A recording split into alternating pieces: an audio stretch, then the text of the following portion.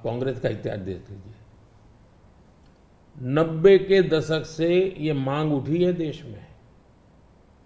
समाज का एक बहुत बड़ा तबका है जिसको लगता था कि हमारे लिए कुछ होना चाहिए, उसके लिए आंदोलन हुए हैं।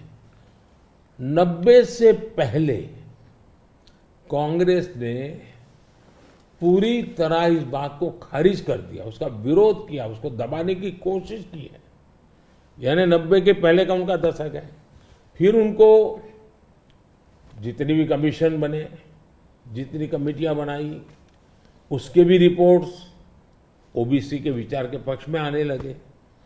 अब उनके सिफारिशों को भी वो नकारते रहे, रिजेक्ट करते रहे, दबाते रहे। 90 के दशक में उनको लगा कि भाई अब इसको जरा उनकी वोट बैंक की राजनीति के अनुसार उसको टर्न दिया जाए। उन्होंने पहला पाप किया क्या, 90s के दशक में कर्नाटका में उन्होंने धर्म के आधार पर, आपको याद होगा, कर्नाटका में उन्होंने धर्म के आधार पर मुसलमानों को ओबीसी घोषित कर दिया। यानी देश के ओबीसी को नकारना, उस विचार को दबाना, उस विचार को रिजेक्ट करना, लेकिन राजनीति खातर मुसलमानों को ओबीसी घोषित कर देना। केंद्र से कांग्रेस गई, 2004 तक ये प्लान ठप रहा, उनका इरादा पक्का नहीं हुआ। 2004 में वो फिर आए, तो आते ही आंध्र में मुस्लिम को ओबीसी कोटा ये देना तय कर लिया। मामला कोर्ट में जाके उलझ गया। अब ओबीसी के 27% जो आरक्षण मिला हुआ है, भारत के संसद ने दिया है, संविधान के मूलभूत भावना के प्रकाश में दिया है। 27% शहद लगाने की उन्होंने तैयारी कर दी, डाका डालने की कोशिश की। 2006 में नेशनल डेवलपमेंट काउंसिल की मीटिंग हुई थी, एनडीसी की। मनमोहन जी के बयान पर बहुत बड़ा हंगामा हो गया। 2 साल कांग्रेस पूरी चुप रही। 2009 के घोषणा पत्र में फिर से इसका जिक्र किया।